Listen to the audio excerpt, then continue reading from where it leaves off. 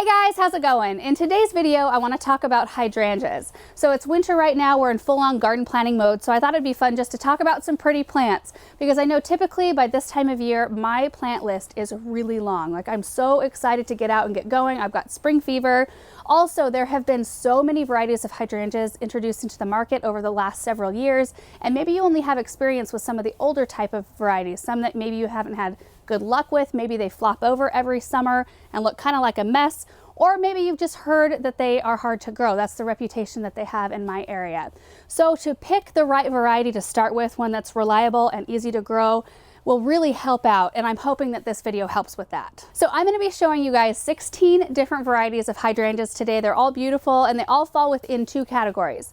So we're going to be talking about Hydrangea arborescens. They're also called smooth or native hydrangeas, and then also Hydrangea paniculatas that are also called panicle or PEEGEE hydrangeas. All 16 of these varieties do have a few things in common. So first of all, they're all hardy down to zone 3, which means they can withstand temperatures in the winter down to -40 degrees Fahrenheit. And they're all heat tolerant to zone 8. One of the 16 is heat tolerant to zone 9, and I'll tell you about that one when we get to it. They also all bloom on new wood, which means they set their buds and bloom during the current growing year. So that means harsh winters, deer grazing on them, or those of you gardeners out there who are quick to prune probably won't hurt their ability to bloom. They're improved varieties as well. So they're improved in stem strength, growth habit, bloom size, and color. I have a really great size comparison chart that we'll throw up here real quick. We will put it at the end of the video too, because it will make a little more sense to you once I've gone through all of the varieties, but it's just really nice to see them side by side so you can really tell which one would fit nicest in your garden. And all the blooms make for great cut flowers, either fresh or dried, for arrangements. So those are all the traits that all of these hydrangeas share in common. Now I want to get into each individual one. The first 8 on my list are part of the Hydrangea arborescens group, or the smooth or native hydrangeas. Really quick history. So this type of hydrangea came about in the 1960s when the classic Annabelle type hydrangea came about. Many of you guys know what that one looks like. It's a nice big white hydrangea, but there were some things that really were not great about it. So the stems were not strong enough to hold up the bloom, so that one tends to flop over and just look messy. It also grows to an enormous size, so it's very hard to fit into some spaces, and they only came in one color. So the 8 that I'm going to show you are vastly improved versions from that original Annabelle. So the first one is called INCREDIBALL. This is a beautiful hydrangea. They grow about 4 to 5 feet tall and wide. Huge blooms, like bigger than your head size blooms. The first time I saw this one planted in mass, we were in a trial garden in Michigan, and it was planted in a huge long hedge that kind of lined a driveway, kind of curved, and it was the most stunning hedge I've ever seen to date. They have very strong stems, so they won't flop over even though they have such huge blooms. Next one is called INCREDIBALL Blush. Basically the same as the INCREDIBALL, but it's the pink version. But it's a very unique color of pink. It's kind of a chrome pink, if that makes sense. And they bloom deep, deep into fall. So you get this beautiful show for most of the summer and the fall. And next is the Invincible Spirit 2, which grows about 42 to 48 inches tall and wide. And this is an improved version from the original pink arborescens. It has improved stem strength, deeper pink color, and a really nice rounded growth habit. So it's just a really pretty shrub all on its own, like as a standalone in the garden.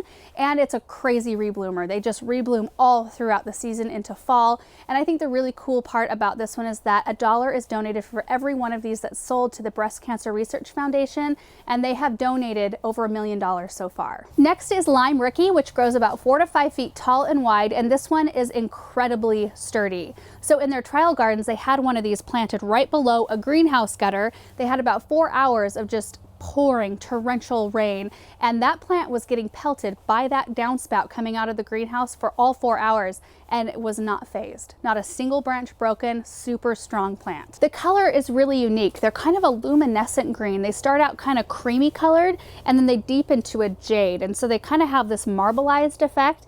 And then on the top of each floret, they're topped with pink pollen.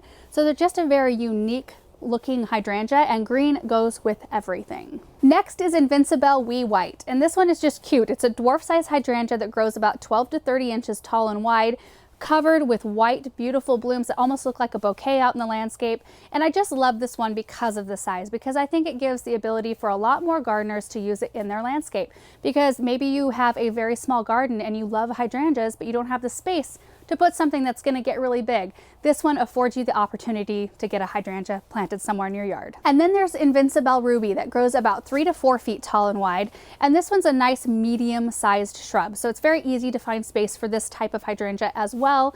They have very rich, deep ruby red flowers. So I think that this one would be excellent for both cutting and drying, because if you cut them at the right time, you can maintain that color in your dried arrangement, and the flowers start in summer and go all the way through fall. Next is Invincible Limetta, which also grow about 3 to 4 feet tall and wide, so a very nice medium-sized shrub. I planted a very long hedge of these last fall. Very excited to see what they do this year, and I love the color of green. I love the green blooms. We have a white house. I think that green goes with any other color that you put near it, and I think it'll contrast off of our white house beautifully. And the last hydrangea arborescens is called Invincible Mini Mauvette, and they grow about 30 to 36 inches tall and wide, and the flowers are truly mauve. They're kind of this moody pink purple color, but the foliage is also extremely interesting. I think it's a very deep green and very deeply toothed leaves. The stems are really sturdy and they hold up the blooms just beautifully, and they bloom summer through frost. The next 8 varieties are types of Hydrangea paniculata, also called PANICLE or PEEGEE hydrangeas. If you think you have a black thumb, these type of hydrangeas are the ones you should be growing. They're a little bit more sun tolerant than most of the other hydrangeas, and they seem to be a little bit more adaptable. Like, we live in Eastern Oregon, have super high alkaline soil, and I've grown several of these varieties, and they do really, really well for us. And their blooms also undergo kind of a natural coloring process. So many of them start out white, and then as the season progresses, they take on pink and red and kind of green tones naturally. Soil chemistry has nothing to do with it. The first one is called Limelight, which I'm sure many of you are familiar with. This is the best-selling panicle hydrangea in history, for very good reason, I think. I've got some planted here, and they have just performed beautifully. They grow about 6 to 8 feet tall and wide, and this one is the one that's a little bit more heat tolerant, so it can take up to a zone 9. So they get huge mop head flowers. Like this year I had one that was about this tall, and they open this creamy white, and then they kind of turn this chartreusey green, and then toward fall they take on tones of pink, burgundy, a little bit more green. They're just beautiful. If you pick them, cut them at the right time during the summer, you can dry them and they'll maintain that color, or you can let them just kind of naturally brown on the plant, and I cut them and use them in holiday projects all the time. They're just gorgeous. And if you love the limelight but you just don't have room for that big of a plant, you can go with the little lime, which grows about 3 to 5 feet tall and wide. Same beautiful flowers, same beautiful color, just on a smaller plant. Next is called Firelight, and this one is really interesting. It grows about 6 to 8 feet tall and wide.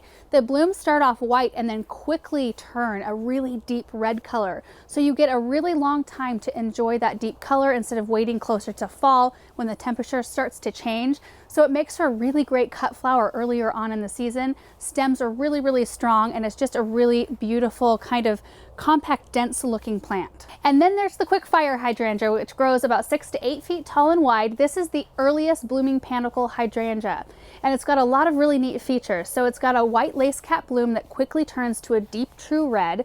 The leaves are heavily corrugated, so it has a really distinctive texture. And the stem that holds the leaf, so the stem right beneath the leaf that holds it onto the branch, is a really bright red. So you kind of get a different kind of look from this plant, and it's got a really pretty fall color, which is kind of rare in this species. And then there's the little quickfire, so you get all the same benefits that you get with the quickfire, with the white blooms that turn red, the really neat stem color, fall color, but you've got a scaled down version at just 3 to 5 feet tall and wide. Next is Zinfandel, which grows 6 to 8 feet tall and wide, and they have huge mop head flowers, really full and fluffy, that emerge a pure white color, and then they start to age a deep pink from the bottom up. So you kind of get this really pretty ombre effect. They have very strong stems, just a really outstanding hydrangea. Next is Pinky Winky, and they grow about 6 to 8 feet tall and wide, and this one has the largest blooms of any paniculata. Just huge, beautiful flowers that start off the white color and then they age into a pink, usually from bottom up, kind of like the quickfire, but they're a little bit more open than the quickfire type hydrangea. Those ones are a little bit more full. These also attract butterflies like crazy when they're in bloom. I was able to find some and get them planted in my garden last year. I even found a couple in tree form, so I'm very excited to see what they do this year and see them bloom again. They also have very thick, sturdy stems. And the last paniculata is called Bobo. So they grow about 2.5 to 3 feet tall and wide, so a nice compact, more dwarf-sized hydrangea. beautiful frilly mop head blooms that start white and kind of age to a soft pink. And any hydrangea that stays on this smaller side, it's a really good option for smaller gardens or smaller hedges or even for containers. All right guys, so that's all 16. That was a lot, but it is winter time. This is the time of year to really pour through varieties of plants and decide what you want in your garden. And I'm hoping that this video maybe inspired you to put some hydrangeas in yours. I would love to know what your favorite is. Of all 16 of these, which ones do you want in your garden? Let me know in the comment section. Thank you so much for hanging out with me today and watching this video, and we will see you in the next one. Bye.